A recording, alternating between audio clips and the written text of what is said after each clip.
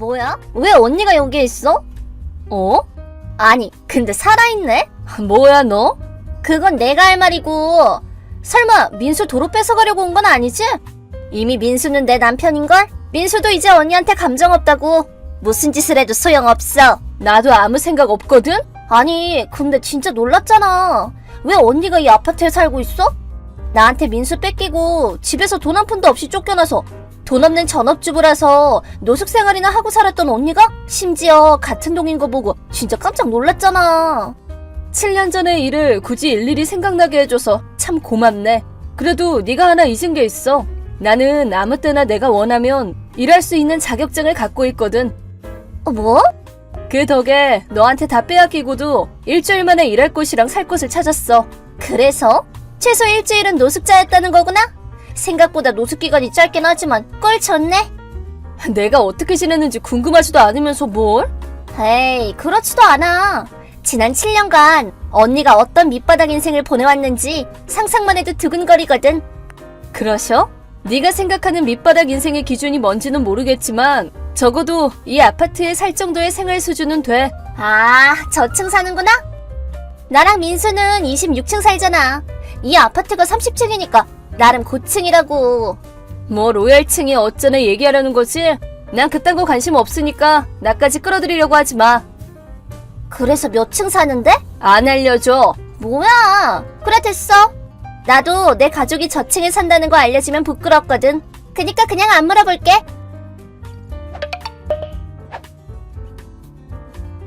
아니, 실화야? 뭔데 진짜? 아, 웃느라 배 아파 죽겠네. 이번엔 또 뭔데? 들어보니까 언니 지금 민수 회사 거래처에서 일한다면서? 뭐? 민수가 1년 전에 할아버지 회사 물려받아서 사장이 됐거든. 그래서 민수가 사장인 입장에서 거래처인 A사에 갈 일이 생겼는데 일 보고 나오다가 A사 로비에서 외근 다녀온 듯한 언니 모습을 봤다더라고. 아, 그러고 보니까 걔 있었네 참. 조금 거리가 있어서 멀리서 지나치면서 본 거긴 하지만. 그래서 뭔데? 계약직이야? 아니면 알바? 뭐가 됐든 너랑 상관없잖아. 말 못하는 거 보니까 알바구나? 하긴 원래 전업주부였던 나이 30 다 된 여자가 그렇게 쉽게 취직이 될 리가 있나? 말해두는데 내가 네 연락처를 차단하지 않은 건 그저 네 동향을 확인하기 위해서야. 뭔 소리야 그게? 네 자랑이랑 나 디스하는 거 듣자고 풀어놓은 게 아니라고. 당연히 내 근황을 일일이 알려주기 위함도 아니고. 그래? 근데 우리는 부모님도 이미 다 돌아가셨고 서로가 유일한 혈육이잖아. 그런 혈육의 남편을 빼앗고 애초부터 삐걱댔던 자매 사이를 더 악화시킨 장본인이 무슨 그런 소리를 해? 언니가 좀 어른스럽게 받아들였으면 아무 문제 없이 지나갔을 얘기라고. 말이 안 통하네. 고작 알바나 하는 주제에 거래처 사장의 사모님 신기래 건드려도 괜찮겠어? 민수한테 확 말한다. M상사라고 말하면 알지? 알바 주제에 거래처 사장이랑 사장 부인인 나를 자극해도 괜찮겠냐고. M상사? 하긴 거긴 내 회사 거래처가 맞긴 해. 할아버지가 갑자기 돌아가셨는데 회사를 이어받을 사람이 따로 없어서 어쩔 수 없이 민수가 취임했다고 그랬나? 알았으면 더 이상 나 자극 안 하는 게 좋지 않을까? 뭐 이번 달부로 거래 끊을 거긴 하지만. 어? 언니, 대체 뭘 한 거야? 뭐가? 어제 말이야. 카톡하다가 마지막에 M상사랑 거래 끝내 어쩌네 말했었잖아. 민수가 직접 A사로 갔던 게 거래 계속해달라고 부탁하기 위해서라고 하던데? 아, 그거? 가보긴 했는데 결국 못 만났다고 그러지? 그래, 심지어 안 만나준 A사 사장이 언니라고 그러잖아. 맞아, 내가 A사 사장이야. A사는 내가 5년 전에 설립한 회사거든. 말도 안 돼. 민수는 예전부터 알고 있었겠지만 네 알량한 자존심 지켜주겠답시고 말을 안 해준 건가? 뭐야? 고작 알바라고 했잖아. 왜 거짓말을 하고 그래? 내가 네 질문에 대답하지 않은 걸 가지고 네 멋대로 알바라고 확신한 것일 뿐이잖아. 위로 올려서 카톡 주고받은 거 확인해봐. 그리고 하나 더. 이것도 아직 못 들은 것 같으니까 말해줄게. 뭔데? 위자료 말이야. 응? 아, 언니가 남편 빼앗기고 난리치면서 우리한테 못 받았던 그 돈? 근데 이미 청구 가능한 기간은 지났어. 안 됐네. 잘난 척하는 데다가 차물 끼얹어서 미안한데 난 이미 위자료 다 받았어. 뭐? 7년 전에 나는 너랑 민수한테 새벽에 집에서 쫓겨났어. 그날 밤에는 정말 갈 곳이 없어서 노숙을 하긴 했는데 사실 그 다음날에 해외 출장 중이었던 내 친구가 귀국하는 날이었거든. 친구가 비행기에서 내리는 시간에 맞춰서 연락해서 도움받고 흥신소랑 변호사까지 소개받았지. 그 후로는 순조롭게 잘 풀렸어. 한 달 후에는 민수한테 네 몫까지 포함해서 위자료 5천만 원을 받았거든. 5천만 원? 반응 보니까 진짜 아무것도 몰랐나 보네? 아니, 근데 지금 그게 중요한 게 아니고 일단 거래 중단 얘기부터 해야지. 어떻게 좀 해봐. 뭘 어쩌라고. 거래 재개하라고. 이건 M상사 사장 부인 명령이야. 명령? 지우야, 너도 힘들어하는 네 남편 생각해서 연락한 거긴 하겠지만 거래할 때 갑의 입장인 회사는 A사야. 응? 네가 알아들을 수 있게 말해주자면 A사는 민수가 경영하는 M상사한테 일을 주고 있는 상태였어. M상사와는 선대 사장님 때부터 거래해온 곳인데 민수가 사장으로 취임하기 시작한 1년 전부터 일이 제대로 돌아가지를 않는 거 있지? 특히 최근 3달간은 있어서는 안 될 실수를 계속 연발하는 바람에 우리 회사 업무에까지 지장이 생길 지경이 되어서 앞으로는 타사와 거래하기로 한 거야. 그래서 M상사와는 거래를 끊는 거고. 뭐야? 실수 좀 한 것 정도는 용서해줘도 되잖아. 언니가 그렇게 융통성이 없으니까 민수한테 버림받은 거 아니야? 이건 비즈니스야. 공사 구별은 해야지. 아무리 그래도 그렇지. 이래봬도 M상사한테 몇 번이고 개선을 요구하면서 얘기 나눠왔어. 그래도 안 되니까 이런 결과로 이어진 거야. 너무하네 진짜. 네가 뭐라고 하든 상관없어. 나는 A사 사장으로서 회사의 신용과 직원들의 생활을 지켜야 할 의무가 있거든. 그러려면 끊어야 할 관계는 확실하게 끊을 수밖에 없지. 언니가 그러고도 사람이야? 다시 말하지만 이건 비즈니스야. 비즈니스로서 냉정하게 판단한 결과이기 때문에 번복할 일은 없어. 언니 진짜 끈질기구나. 그건 그렇고 너 아직도 지호랑 정리 안 했어? 뭐? 고등학교 때 네가 내 짝사랑 상대라고 착각해서 꼬셨던 그 지호 말이야. 지금은 네 도움으로 M상사에 들어와서 일하고 있지? 갑자기 뭐야? 왜 옛날 얘기를 하고 그래? 네가 네 무덤 스스로 판 거 아직도 모르겠어? 무덤? 어제 말이야. 네가 A사 로비에서 민수가 나를 봤다고 했잖아. 근데 실제로 나를 본 건 민수 따라서 온 지호였지? 민수는 애초에 내가 A사 사장인 걸 알고 있었기 때문에 나를 만나러 온 건데 당연히 나를 봤다면 바로 말을 걸었을 거란 말이야. 하지만 전혀 눈치 못 채고 그냥 지나쳤어. 근데 지호는 나랑 눈 마주치고 실실 쪼개기까지 했거든. 게다가 어제 너랑 카톡하고 얼마 지나서 걔한테 A사에서 알바하냐고 연락이 오더라고. 아니, 내가 알바인 걸 어디서 들었냐고 모르니까 너한테 들었다고 하더라? 안 돼. 뭐 여기까지는 그냥 정황상 내 추측일 뿐이긴 하지만 이 얘기를 지호 아내분한테 얘기했더니 바로 지호 소지품이랑 핸드폰 등을 확인했다고 하더라? 뭐? 그랬더니 그분이 불륜 증거가 한두 개가 아니라고 고맙다고 하시더라고. 아니, 뭐 하는 거야? 참고로 그 아내분이 지금 내 옆에 계셔. 왜? 바로 아는 변호사한테 의뢰해서 재판 준비 시작할 테니까 기대하고 있으세요. 라고 전해달래. 안 돼! 아, 맞다. 민수한테도 연락하셨다더라. 진짜? 아니, 왜 일이 이렇게 되는 건데?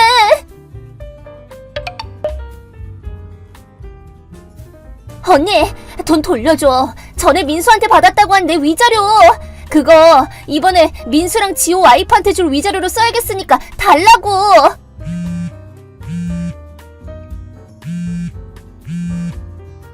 언니! 야! 돈 내놓으라고!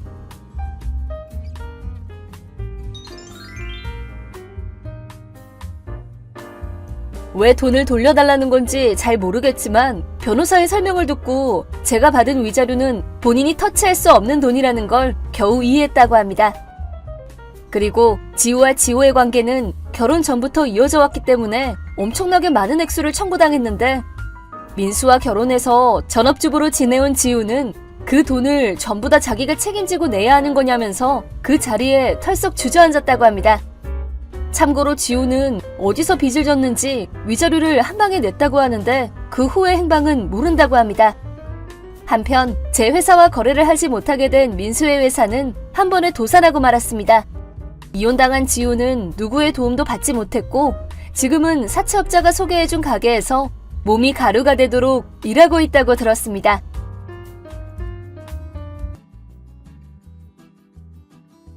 안녕하세요, 구독자 여러분.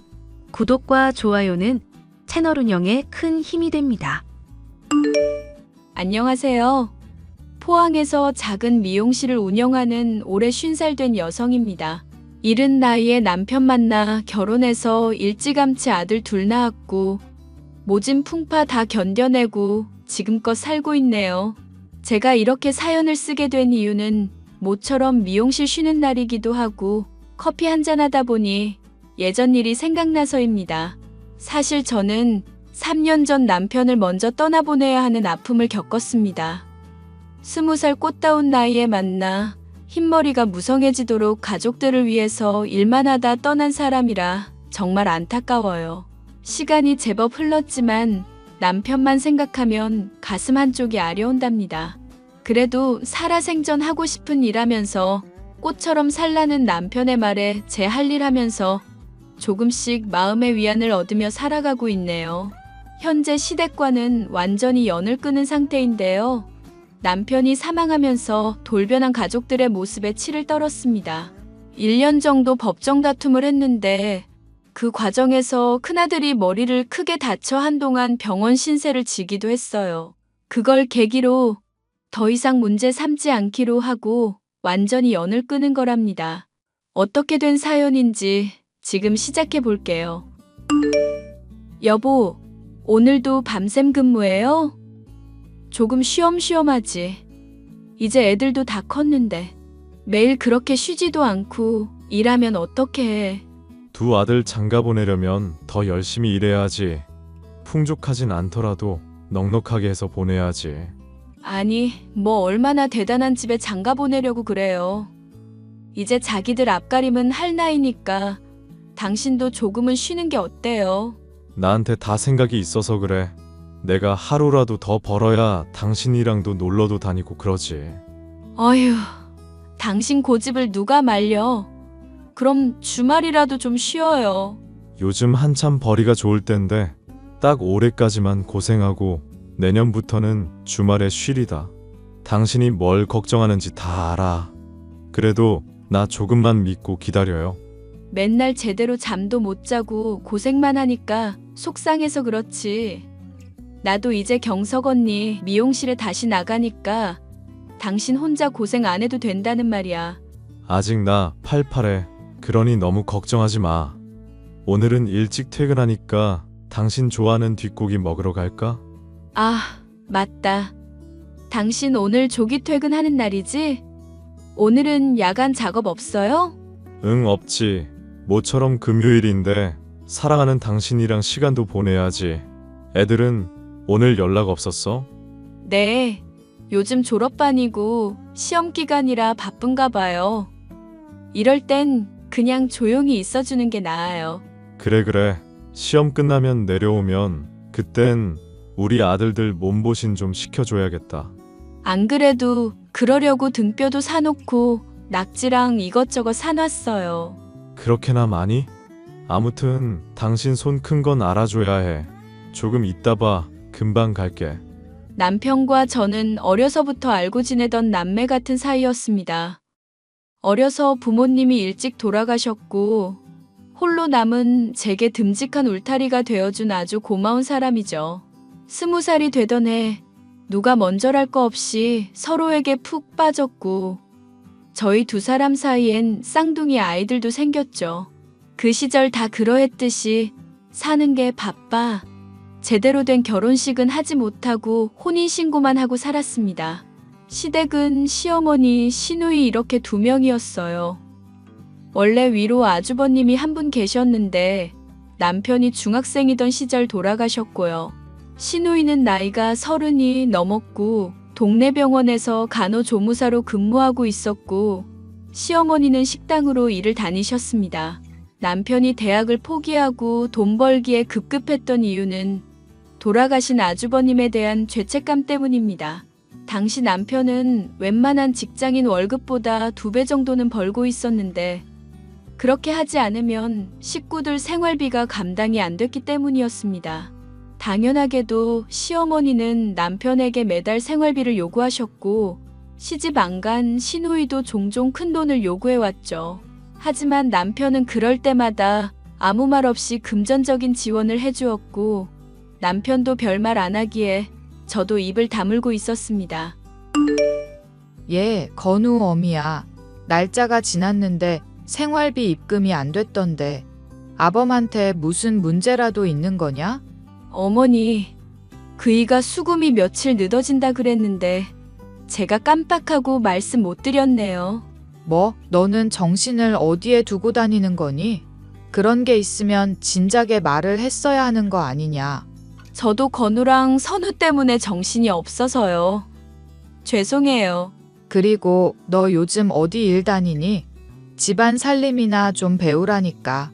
그리고 내가 이번 달엔 날짜 잘 지키라고 했잖냐. 마사지도 추가로 끊어야 하고 해야 할 게 산더미인데. 제가 그이한테 다시 말할게요. 급한 대로 50만 원만 먼저 보내드릴게요. 아, 언니, 나도 돈 못 받았어요. 미안한데 여유되면 나한테도 먼저 입금 부탁해요. 나 친구들이랑 여행 가기로 했는데 돈 모자라면 안 되잖아. 휴, 저희도 매번 빠듯해요. 저희도 애들 등록금에 이것저것 생활하면 남는 게 없어요. 어머님이랑 아가씨는 일도 하시는데. 솔직히 그이가 어디까지 도와드려야 해요? 언니, 그래서 지금 돈 못 주겠다는 거예요? 왜 나한테 신경질 내요? 그럼 집안의 가장이 돈을 벌어와야지. 누가 벌어오니? 너 지금 생활비 못 주겠다는 거냐? 어머니 그이 주말도 없이 일하는 거 아시잖아요. 애들 대학까지 다 보낸 마당에 쉬엄쉬엄 일해도 모자라는데 주말 밤낮 없이 일하고 언제까지 어머님이랑 아가씨 도와드려야 하냐고요. 말이 나와서 하는 말인데 아가씨가 한두 살 먹은 어린애도 아니고 버는 거에 비해 씀씀이가 크면 좀 줄이는 게 맞죠. 이제 손 그만 벌리고요. 너 지금 못하는 말이 없구나. 지금 누구 때문에 우리 식구가 개고생하는 건데. 너희가 우리한테 이러면 안 되는 거다. 또 그 얘기세요? 그이가 얼마나 죄책감 가지고 있는지 아시냐고요. 언제까지 그 일 들먹이면서 저희 괴롭히실 거예요? 그이가 아무 말 안 해서 제가 그동안 참고 살았는데 저도 더 이상 그이 고생하는 거 못 보겠네요. 돈 이제 안 보내드릴 거예요. 어머니 한 달 버시는 거 그걸로 충분히 생활 가능하세요. 아가씨도 마찬가지고요. 돈이 없으면 안 쓰는 게 맞는 거예요. 알겠어요? 와, 언니 지금까지 참고 살았으면 계속 참으면 되잖아요. 왜 굳이 이제 와서 긁어부스럼 만들려고 하는 건데요? 저도 안 먹고 안 입고 안 쓰고 아껴서 겨우 보낸 거예요. 어머님이랑 아가씨 마사지 받으러 다니고 해외여행 다닐 때 저희 식구 그 흔한 가족여행 한 번 못 가고 돈 보내드린 거라고요. 몇십 년 동안 부려먹었으면 됐지. 이제 그만 좀 해요. 이 못돼 먹은 것 같으니라고. 우리 형준이가 하늘에서 보면 노할 거야. 어쩜 그렇게 제 어미를 나 몰라라 할 수 있냐고 통곡을 할 거라고. 아주버님 핑계 그만 대시라고요. 막말로 그이가 아주버님 돌아가시게 만든 것도 아니고 어머님이 의미 부여만 안 하셨어도 이러진 않았어요. 그 어린 사람이 뭘 알겠어요. 이 사람도 형 보고 싶고 그리워한다고요. 어머님이 하도 그러시니까 정말 자기가 형 죽인 줄 알고 형이 자기 때문에 죽은 줄 알고 매일 괴로워한다고요. 괴로워해도 싸다. 자기 형이 식구들 먹여 살린다고 학비 못 내서 울고불고만 안 했어도 그 녀석이 그렇게 떠나진 않았어.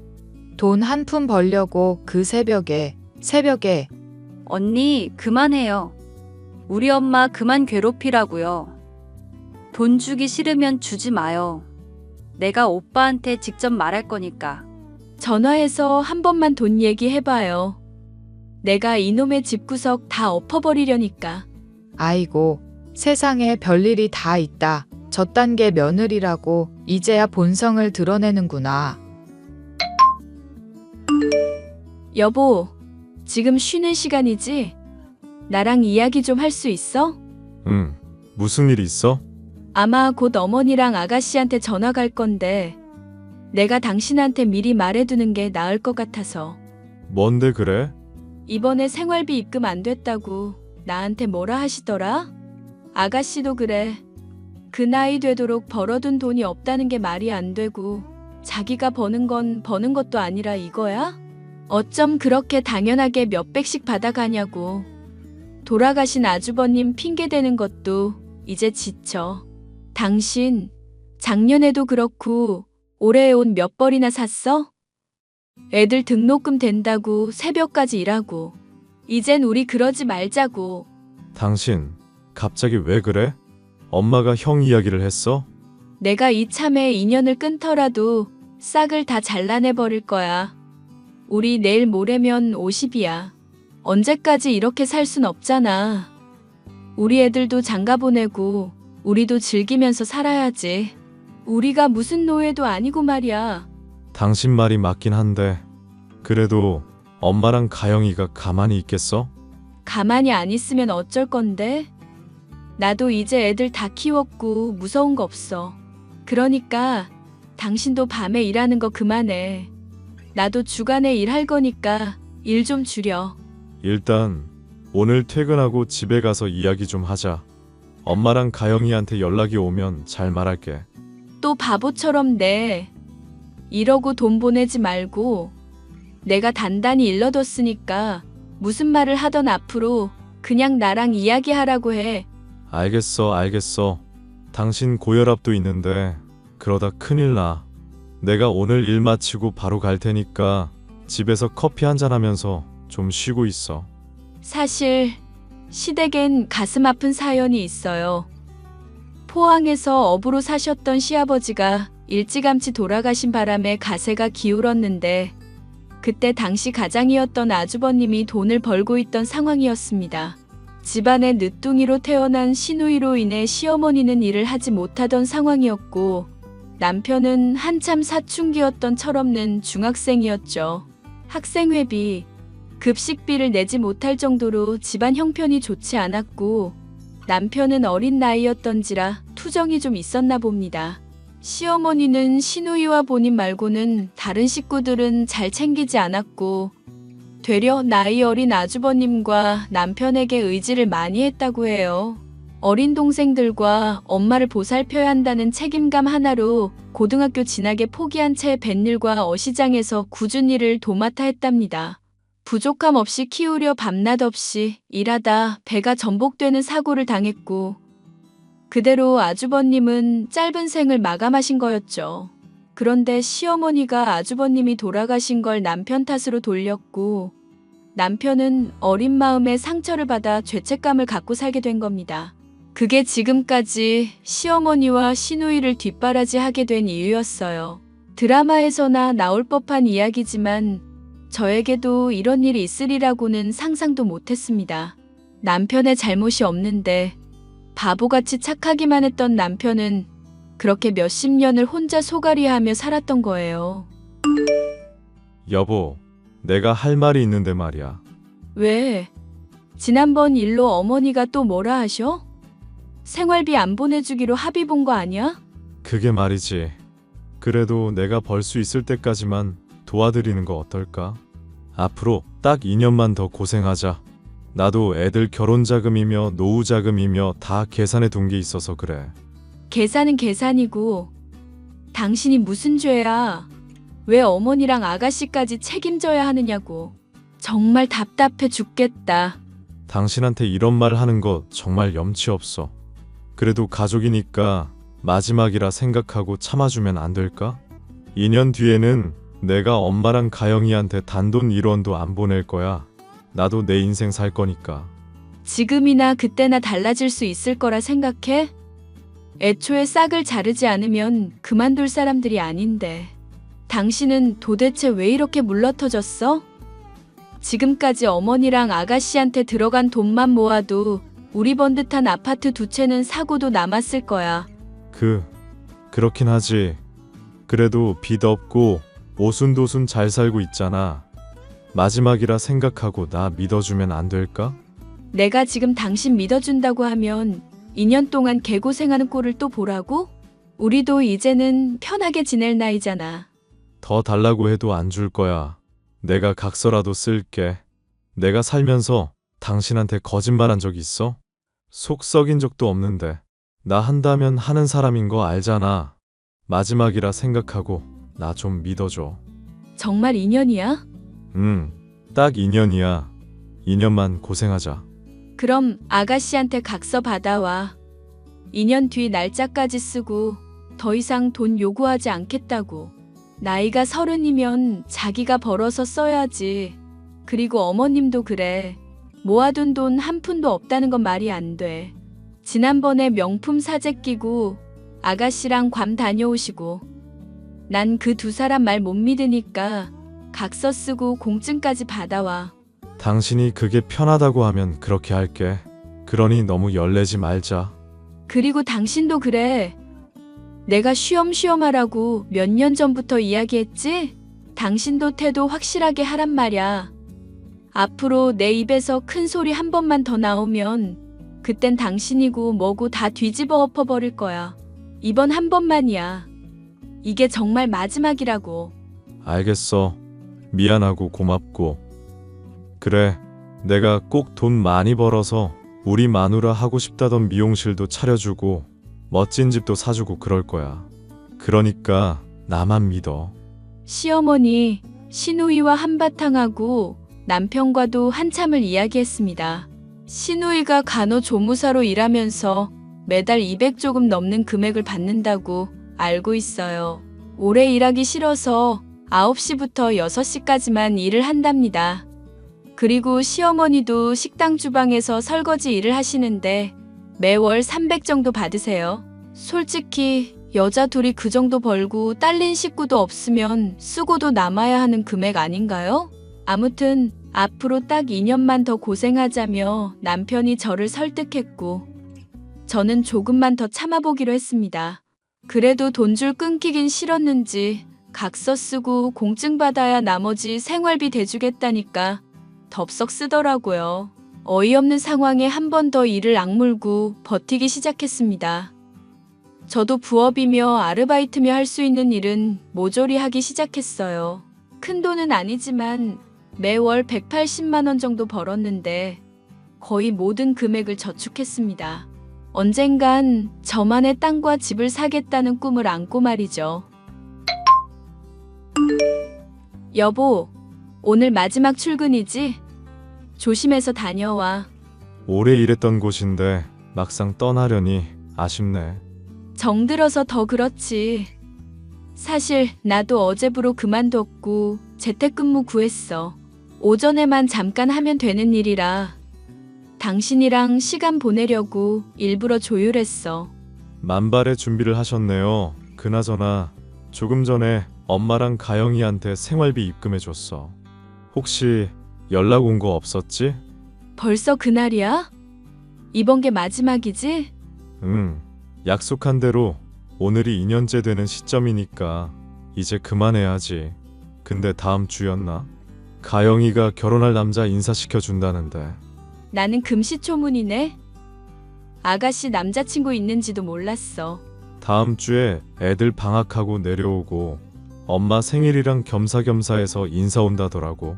그 녀석 시집 가면 그래도 한시름 더니까 좋지. 설마 어머님이랑 아가씨가 또 우리한테 돈 달라는 거 아니겠지? 그건 무슨 소리야? 아니, 그렇잖아. 그동안 아무 이유 없이 매달 생활비 보내줬는데 이번에는 결혼한다고 결혼자금 달라 그러는 거 아닌지 몰라? 난 왜 자꾸 불안한지 모르겠다. 당신이 그렇게 생각할 수 있겠다. 그래도 그동안 준 돈이 있으니 잘 모아놨을 거야. 각서 보면 쓰여 있잖아. 보내는 돈의 절반은 저축해야 한다고. 아가씨가 퍽이나 하겠다. 그렇지? 나도 그렇게 생각해. 안 모아둔 거면 어떡하지? 뭘 어떻게 해. 결혼까지 우리가 신경 써야 할 건 아니잖아. 시어머니도 안 계시는 상황이라면 말이 좀 다르겠지만 우리가 부모 역할 해야 하니까 어쩔 수 없다지만 지금 어머니도 계시니까 기본적으로 할 도리만 생각하자. 그래, 그러자. 아무튼 나도 좀 속 시원해지겠다. 그래도 당신 아니었으면 결판 못 지었네. 원래 그때 바로 손절 쳤어야 했어. 그런데 당신이 하도 난감해하니까 내가 봐준 거야. 약속 지켜야 해. 안 지키면 각서 들고 쫓아가서 확 엎어버릴 거야. 알겠어. 성질 좀 죽여. 나 오늘 늦게 들어갈 것 같아. 이번에 새로 거래처 뚫었는데 잘 보이려면 직접 가서 배송도 해주고 그래야 할 것 같아. 그럼 늦게 오겠네. 알겠어. 식탁 위에 간단히 먹을 거 올려두고 잘게. 아니면 집에 와서 나 깨워. 알겠지? 네, 어서 쉬고 있으세요. 남편은 예나 지금이나 밤낮 없이 일하고 있었고 돈을 벌러 지방으로 배송까지 다녀야 했습니다. 2년 전쯤 시댁 식구들과 한바탕 하고는 명절이나 중요한 일정 말고는 별다른 연락하지 않고 지냈습니다. 그러다 저희도 생활이 안정되어 가고 있고 남편이 노후로 작은 미용실을 열어준다며 상가 계약을 하고 오던 날 밤이었어요. 그날이 제 운명을 좌지우지할 날이 될 줄은 꿈에도 몰랐습니다. 여느 때처럼 밤늦게 배송일을 마치고 귀가하던 남편이 그만 사고를 당하고 만 겁니다. 워낙 큰 사고라 지역 뉴스에도 언급되었던 사고였죠. 손쓸 새도 없이 그렇게 남편은 제 곁을 황망히 떠나고 말았습니다. 아들들과 장례 기간 내내 하염없이 눈물만 흘리다 안 되겠다 싶어 정신을 차리려 애를 썼습니다. 시간이 조금 흘러 49제를 앞두고 남편의 사망신고를 한 뒤 집에 틀어박혀 있는데 한 변호사가 우리 집에 찾아왔어요. 남편이 남기고 간 재산을 상속하는 문제로 한참을 이야기했고 남편의 뜻을 받들어 슬픔은 뒤로 하고 열심히 살아가기로 했습니다. 그런데 제 발목을 잡는 사람들이 있었습니다. 바로 시누이와 시어머니요. 어쩐 일로 연락하셨어요? 이제 그이도 죽고 없는데 무슨 볼일이 있으시다고. 2달 전에 마지막 생활비 입금 다 된 걸로 아는데요. 야박하게 왜 그러니? 할 말이 있으니까 연락했지. 나도 형식이 그렇게 된 거 안타깝게 생각한다. 세상에 불효자도 그런 불효자가 없지. 어떻게 된 게 부모보다 먼저 세상을 등진다니. 내 속도 생각해 주렴. 그러시는 분이 장례식장 안 지키고 뭐 하셨어요? 내가 제정신이었겠니? 너는 말해도 참. 아, 언니 단도직입적으로 말할게요. 오빠 죽었으니까 우리 가족 아니잖아요. 그건 또 갑자기 무슨 말이에요? 무슨 말이 하고 싶어서 그딴 말을. 오빠랑 언니랑 부부고 아이들까지 낳아서 잘 기른 거 알겠는데 우리한테 몇십 년을 생활비 보태고 한 거 보면 우리도 보통 사이는 아니거든요. 오빠 재산 탐내지 말고 얼른 꺼져요. 참고로 언니가 사는 그 집 제가 받기로 했거든요. 아, 그 말 하려고 지금 이렇게 버릇없이 구는 거예요? 그래요. 이 집 가져요. 나도 더는 미련 없으니까. 네가 웬일로 순순히 물러나냐? 어디 숨겨둔 남자라도 있는 거야? 세상에 남사스러워서. 어머니, 말은 똑바로 하세요. 아무튼 아가씨가 하고 싶은 대로 해요. 정말이죠? 딴 말 하지 않기에요? 그러세요, 아가씨. 반응이 왜 이래? 가지라는데도 불만이에요? 오빠가 그래도 가족들 살린다고 끝까지 챙겼네요. 남겨준 거 어디다 팔아먹지 말고 잘 간직해요. 그리고 이제 다시는 연락하지 말고요. 알겠어요? 내가 아쉬운 게 뭐가 있다고? 언니가 사는 그 집 시세가 얼마인지나 알아요? 자그마치 4억이에요. 4억. 포항도 더 이상 예전의 포항이 아니라고요.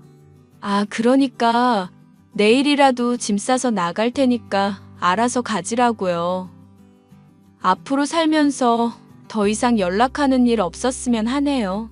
어머니 돌아가셔도 연락하지 마세요. 그게 그의 뜻이니까. 남은 인생 각자 알아서 살자고요. 그게 무슨 말이냐? 너 정말 뭐 있구나? 네, 그 사람이 유언장을 남겼더라고요. 며칠 전에 변호사가 다녀갔고요. 아마 2주 정도 있다가 이 집 아가씨한테 상속될 거고 남아있던 2천만 원 정도는 어머님 통장으로 지급될 거예요. 근데 세상에 저희가 이게 될지 싶었던 데가 재개발이 됐지 뭐예요? 양덕지구 아시죠? 거기 사둔 작은 땅에 주상복합 아파트가 들어선대요. 명의는 온전히 제 것이고요. 그이가 그래도 살아생전에 미리 손을 써둬서 깔끔하게 정리가 되었네요.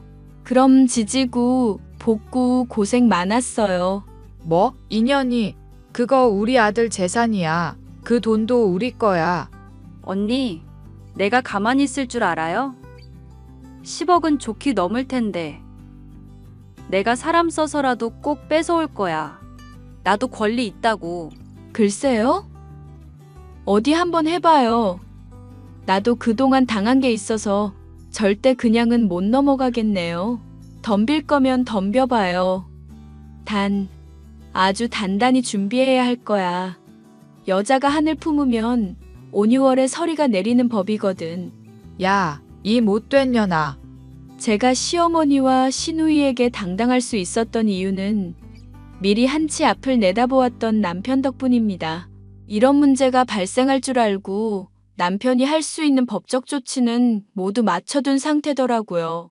정말 우연하게도 저희 부부가 5천만 원을 투자해 사두었던 보잘것없는 땅이 재개발되면서 10억이 넘는 보상금을 받게 되었어요. 어차피 아들 둘 취업하고 나가서 살면 저희 부부가 살 집은 크지 않아도 돼서 따로 오피스텔을 구해둔 상태였거든요. 그리고 상가 계약도 마친 상태라 아쉬울 게 없었어요. 남편 덕분에 남은 인생 제대로 팔자 피고 살게 된 거죠. 사람이 돈에 눈이 멀면 가족이고 뭐고 안 보인다고 하잖아요. 아니나 다를까 시어머니와 시누이는 정말 이 악물고 저에게 달려들었고 몇 개월 동안 재산 상속으로 법정 싸움을 했습니다. 언니, 정말 미안해요. 우리 벌써 소송 비용으로만 쓴 게 몇 천이야. 우리 사정도 좀 생각해줘요. 네? 그래, 어미야. 너흰 우리가 불쌍하지도 않니? 남은 노년 어떻게 보내라고 그러는 거냐? 누가 계속 시비 걸래요? 우리 아들 머리 깨져서 열흘 넘게 혼수 상태였다가 겨우 깨어났는데 이게 그냥 웃어넘길 일은 아니잖아요. 그렇게 크게 다칠 줄은 몰랐어요. 정말 미안해요. 내가 무릎 꿇고 사과할게요. 아니, 그럴 필요 없어요. 이왕 이렇게 된 거 아주 끝까지 가보자고. 병원비며 정신적 피해 보상금까지 싹 다 받아낼 거니까 그런 줄 알아요. 나 결혼도 해야 하는데 정말 1억이야? 그러게 왜 사람을 건드려요? 기껏 그 사람이 생각해서 먹고 살 재산 남겨줬는데 뭐가 그렇게 욕심이 나서. 예, 그래도 사람 일이 어떻게 될지 모르는 건데 마지막 정이라 생각하고 봐주렴, 응? 봐주긴 뭘 봐줘요. 내 자식이 저 세상 갈 뻔했는데 당신들 내가 가만히 안 둘 거야. 사람이 살면서 유난 떨면 안 되는 거야. 우리가 못 먹고 못 입고 하면서 당신들 뒷바라지 해준 이유가 뭔데? 언젠가는 나아지겠지. 정신 차리겠지 하는 심정이었다고. 근데 당신들은 늘 바라기만 했지. 언제 우리한테 따뜻한 말 건네기라도 해봤어? 매달 돈 달라는 연락 말고는 연락도 없었으면서 이제 와서 뭐가 아쉬워서 살려달라 봐줘라 지랄인 거야? 아무튼 나는 당신들이랑 더 이상 엮이기 싫어. 죄를 지었으면 달게 받아야지. 언니. 그 뒤로 완전히 해결하기까지 1년 정도 걸린 것 같네요. 남편이 워낙 철저하게 준비해둔 터라 시댁 식구들은 발도 못 붙였습니다. 게다가 법정 다툼을 하는 과정에서 실제로 몸싸움을 한 적도 있는데 아들이 크게 다쳤었어요. 2주 정도 병원에 입원했다가 겨우 회복하고 퇴원했는데 그걸 빌미로 피해 보상금 청구를 하니 언제 그랬냐는 듯 깨갱거린 거 있죠? 보상금으로 7천만 원 정도 받아냈고 시댁 식구들 연락처는 모두 차단해버렸습니다. 같은 지역에 살아서 마주칠 수 있을 것도 같은데 도저히 안 되면 접근 금지든 뭐든 해버리려고요. 그렇게 시간이 흘러 지금에 이르렀네요. 저는 작은 미용실을 운영하고 있고 아들 둘은 나란히 철강회사에 입사했고요.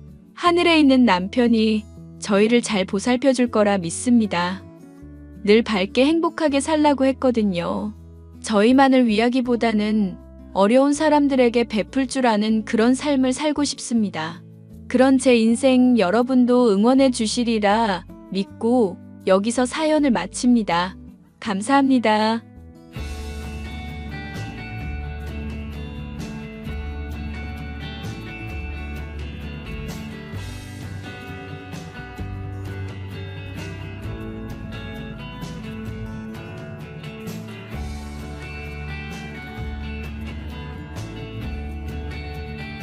안녕하세요, 구독자 여러분.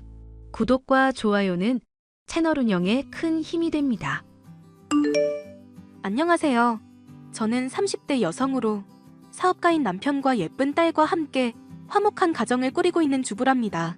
최근까지도 돈 문제로 시어머니 때문에 많이 시달렸었다가 제대로 복수를 해드리고 통쾌했던 기억이 있어요. 예, 나다 시엠이. 지금 바쁘니? 아니요, 어머님. 무슨 일이신데 그러세요? 돈 좀 빌릴 수 있을까 해서 연락했다. 급해서 그러니 100만 원만 붙여보거라. 네, 어머님. 급하시다고 하시니 붙이기는 할 텐데 다른 날에도 저한테 돈 빌려가신 거 알고는 계시죠? 한 달 내로 갚겠다고 하셨는데 제가 아직 그것도 못 받아서요. 내가 네 시엠이다 떼어먹겠니?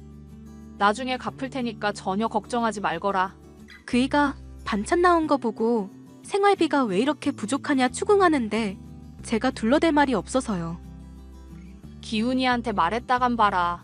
걔한테 말하면 보나마나 기훈 애비 귀에도 들어간다고 내가 말하지 않았니? 아직도 사실 이해가 안 가는 게 있는데요. 어머님이 이 집 남자들 죄다 붙잡고 있으시다면서요. 그러면 그냥 편하게 돈 필요한 거 말하시면 될 문제 아닌가요? 기훈 애비나 기훈이나 똑같이 사업하는 양반들 아니냐. 자잘한 돈 문제로 괜히 신경 쓰이게 하고 싶지 않아서 내가 배려해 주는 거다. 혹시 아버님 귀에 들어가면 혼나실까봐 그러시는 건 아니죠? 너 지금 무슨 얘기를 하는 거니? 내가 혼나? 이 집안에서 나 혼낼 사람 아무도 없다. 놀러 가실 때마다 아버님이 편하게 이것저것 시키시는데 어머님은 아버님 되게 눈치 보시는 것 같길래요. 제가 오해했던 거라면 죄송합니다. 내가 기훈 애비 체면 생각해서 이 말까지는 안 하려고 했다만 너한테는 해야겠구나. 며느리 보는 앞에서 건의 살려준다고 내가 눈치 보는 척한 거였다. 내가 기침 소리라도 낼라 치면 그 양반 아주 움찔하고 자지러져. 왜 이래? 아버님이 그런다니 전혀 상상이 안 가는데요. 혹시 무슨 비법이라도 있으세요? 괜히 알려줬다가 내 아들한테 쓸까봐 겁나는구나. 하여간 이런 잡담에 시간 낭비하고 싶지 않으니 얼른 돈이나 보내거라. 알겠니? 네, 어머님. 사랑합니다. 돈은 지금 곧 붙일게요. 애가 왜 이렇게 징그럽니? 그래, 나도 사랑한다. 남편이나 아버님에게는 비밀로 하라고 하고 제게 늘 돈을 빌려가시는 시어머니. 결혼 초부터 야금야금 빌려가시면서도 돌려주기는 늘 잘 돌려주셨습니다. 시어머니이기 때문에 당연히 말을 따라야 한다고 생각한 저는 별 생각 없이 필요하다 하실 때마다 돈을 빌려드렸죠. 예, 미안한데 나한테 5천만 원만 빌려주라. 5천만 원이요? 갑자기 그런 큰 돈이 어디서 나겠어요? 남편 사업가로 둔 사모가 수중에 5천만 원도 없다고 하면 다들 코웃음을 친다. 적금이든 뭐든 들어놓은 거 있을 거 아니니. 생활비에 이래저래 더하면 장만은 할 수 있을 것 같은데요, 어머님. 이게 남편이 사업 투자용으로 필요해서 따로 빼놓은 돈이라서요. 너 생활비 추궁당하면서도 내 부탁 잘 들어준 거 알고 있다. 내가 그거 아주 기특하게 여기고 있는 거 알고 있지? 남자든 여자든 자고로 의리가 있어야 하는 법인데 네가 그런 걸 잘 지키는 것 같더구나. 네, 좋게 봐주셔서 감사합니다, 어머님. 네가 이제까지 내 부탁들 잘 들어준 거 알고 있는데 너 곤란하게 만들겠니? 걱정하지 말고 5천만 원 빌려다오. 그러면 내가 5개월 내로 갚고 두둑하게 쳐서 매달 너한테 쏴주마. 남편한테라도 그냥 말하면 안 될까요? 내가 말했지. 기운이 귀에 들어가면 결국 네 시애비도 알게 된다고. 기운앱이며 기운이며 사업하느라 분주한데 이런 돈 그냥 쓰고 돌려놓으면 될 거 아니냐. 그 용처를 하나하나 말하면 얼마나 번거롭겠냐? 어머님이 그렇게 말씀하시니 믿고 들을 수 있도록 할게요. 대신 5개월 내에는 꼭 갚아주셔야 해요. 당연하지. 어이구 우리 기특한 아가. 돈 보내고 나면 바로 연락하거라. 어머님의 간곡한 요청 때문에 결국 저는 5천만 원이라는 돈을 장만하게 됐습니다. 돈을 받으신 어머님은 2, 3개월은 이자를 주시더군요. 하지만 그 뒤부터는 나중에 원금을 갚을 때 묶어 갚겠다며 핑계만 대시고 돈을 전혀 주지 않으셨죠. 남편에게 언제까지고 비밀로 하고 있고 둘러대는 말을 하자니 속이 바짝바짝 타들어가는 기분이었어요. 어머님, 죄송하지만 제가 돈 때문에 드릴 말씀이 있어서요. 이자까지 묶어서 주신다고 하시긴 했었는데 그냥 이자 없이 원금만 전부 주시면 안 될까요? 너도 합의해놓고 이제 와서 무슨 말이니? 내가 기간 내로 갚겠다고 한 말 못 지킬 것 같아서 걱정하는 거니? 아니요. 그게 아니라 남편한테 자꾸 비밀로 하자니 그게 미안하기도 해서요. 볼 때마다 식은땀 나고 위산도 나와서 진짜 죽을 노릇이에요, 어머님. 얘는 뭐 그렇게 애가 담이 약하니? 내가 알아서 갚을 테니까 그냥 가만히 기다리고나 있거라. 혹시 그럼 일정이라도 알 수 있을까요? 이자 입금이라도 되면 저도 급한 불은 끌 수 있을 것 같아서요. 내가 갚겠다고 하고 주겠다고 하면 그렇게 되는 걸로 알고 있으면 된다. 쪼잔하게 가족끼리 일정이니 뭐니 하면서 계산적으로 굴어야겠어? 아니요, 어머님. 계산적으로 굴려는 건 아니고요. 사랑한다. 돈은 내 알아서 붙일 테니 잔말 말고 잠자코 기다리고나 있거라. 네, 어머님. 사랑한다고 말해야지. 이제 내가 막 미워 죽겠다 이거냐? 아니요, 그럴 리가요. 사랑합니다. 어머님, 남편에게 말을 하지 않고 비밀을 껴안고 있으니 속이 바짝바짝 마르는 기분이었습니다. 200도 아니고 5천만 원이나 되는 거금이었으니 당연한 일이었죠. 남편은 그런 저를 수상하게 여겼는지 저를 추궁하더군요. 내가 반찬 투정은 안 하려고 했는데 사업한다는 사람 식탁에 김이랑 참치 달랑이 말이 되냐? 출근은 해야 하니 그거라도 먹긴 했는데 이런 곤란해 마누라? 남들 들으면 오해하겠다. 동그랑땡도 있었는데. 아, 그거 맛있긴 하더라. 근데 그거 포함해도 식탁이 많이 부실하잖아? 생활비 부족하지도 않을 텐데 왜 날이 갈수록 상위가 빈곤해? 내가 생활비를 제대로 관리 못해서 그래. 미안. 미안하다고 떼우는 것도 한두 번이지. 당신 수상해. 혹시 나 말고 다른 남자랑 바람이라도 피는 거야? 애도 있는 유부녀가 무슨 바람이야. 말이 되는 소리를 해. 당신보다 못한 사람들도 바람 잘만 피고 다니더라. 울 마누라는 이쁘고 매력적이라 충분히 바람 필 수 있어. 그래서 바람 피는 거 맞아 아니야? 아니긴 한데 생활비는 내가 진짜 미안해. 그러지 말고 말을 해봐. 무슨 일인지 내가 알아야 돕든지 생활비를 더 주든지 하지. 우리 부부 사이인데 말 못할 일이 대체 뭔데? 뭐길래 이렇게까지 꽁꽁 감추고 그러는 거야. 나 당신한테 딱히 감추는 거 없거든? 가만. 그러고 보니 당신 요즘 엄마랑 통화 부쩍 많이 하더라? 혹시 엄마한테 돈 빌려줬어? 그럼 큰일인데. 안 빌려주기는 했는데 큰일이라는 건 무슨 말이야? 그럼 다행이긴 한데 행여라도 엄마 돈 빌려주면 안 돼. 엄마 도박 중독에 쇼핑 중독 있어서 돈 있으면 죄다 써버리거든. 그러고 나서 제때 갚지도 않으니까 문제지. 어머님, 돈 빌려드렸을 때 잘 갚으시던데? 안 빌려줬다더니? 아니, 그래도 조금은 빌려드릴 수 있는 거잖아. 그래서 어머님 제때 갚으셨는데 문제될 거 있냐고 묻잖아. 방귀 낀 놈이 성낸다더니 우리 마누라 성질 부리네. 그리고 사업가 남편 둔 사모님인데 얼마나 된다고 문제라는 건데? 응? 엄마가 왜 문제인지 어떤 수법 쓰는지 내가 훤한 사람이야. 아마 당신한테 처음엔 돈 조금씩 빌리고 제깍제깍 갚았을 거야. 가끔은 이자도 덤으로 주면서 그러다가 한 방 크게 빌리고 나중에 대충 뭉개는 거지. 정 급하다 싶으면 그 돈 다른 사람한테 빌리고 또 도박하거나 쇼핑하러 가고 지금이라도 얼마나 당했는지 이실직고해. 5천만 원. 당신 사업에 필요한 돈 빼둔 거에다 생활비랑 적금이랑 이것저것 더해서 드렸어. 와, 우리 마누라 소름이네. 그거 이제 받기는 글렀다.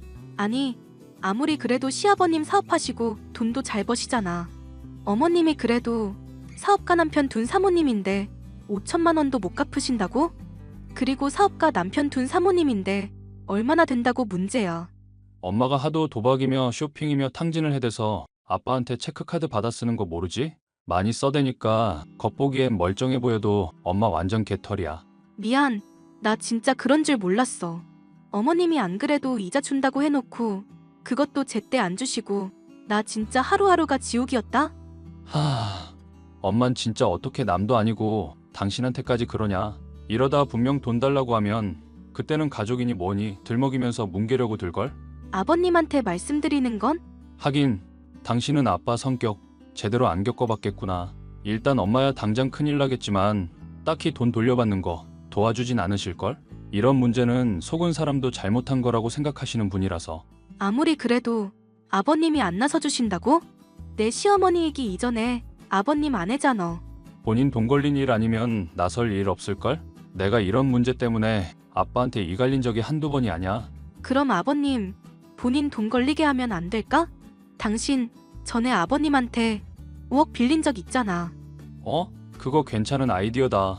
저희 남편은 사업에 필요한 자금의 융통으로 아버님에게 오래전 돈을 빌린 적이 있었는데요. 남편과 저는 아버님으로 하여금 어머님께 돈을 받아내게 할 계획을 세웠죠. 5억이나 되는 돈을 빌려줬다는 이유로 악착같이 이자를 받아가셨으니 이 정도는 해도 된다며 남편도 즐거워했습니다.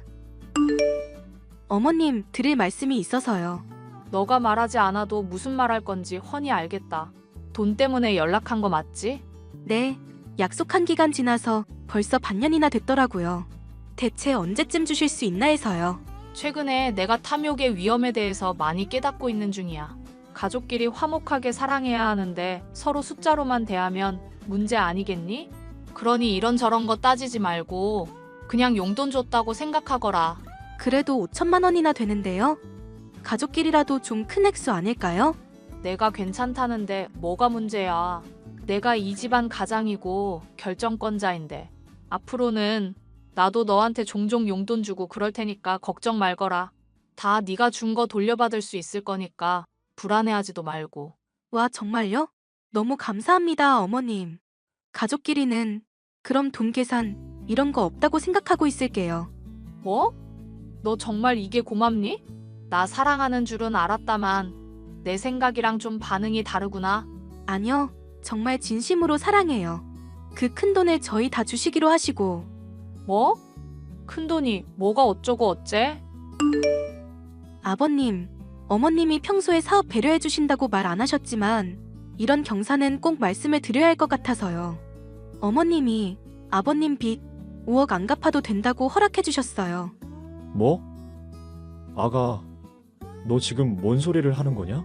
어머님이 반년 전에 저희한테 5천만 원 빌리신 적이 있거든요.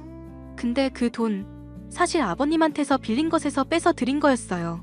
내 돈이 어쩌고 어째? 당신 지금 며느리기가 하는 소리 뭔 말이야? 5천만 원은 또 뭐고? 당신 또 도박했어? 어? 아니, 내가 도박은 무슨 또 도박을 해요. 내가 그거 끊은 지가 언제인데요?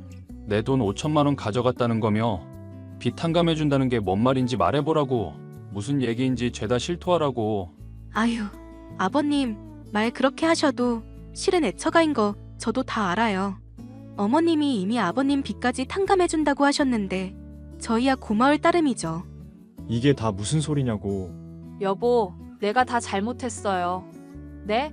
어머님, 왜 아버님한테 저 자세로 자꾸 그러세요? 저도 이미 아니까 시아버님 무서워하는 척 연기 안 하셔도 된다니까요. 넌 좀 조용히 하거라. 며느라가, 네가 무슨 일인지 다 설명해봐라. 네, 아버님. 전 망설임 없이 그간의 이야기들을 모조리 토로했습니다. 딱 하나, 어머님의 돈을 아버님께 빌린 돈에서 장만했다는 거짓말을 더했을 뿐이었죠. 어머님은 눈치 없는 척 모든 사실을 까발린 저로 인해 한동안 시아버지에게 외출 금지령은 물론 일거수일투족을 감시받기까지 했었는데요. 아버님은 저희 부부의 수작을 어느 정도는 짐작하신 듯 했지만 어머님의 못된 버릇을 고치기 위함이신지 따져들지는 않으셨답니다. 그 뒤로 시어머니는 시아버지의 명령으로 중도 클리닉을 매일같이 방문하게 됐고요.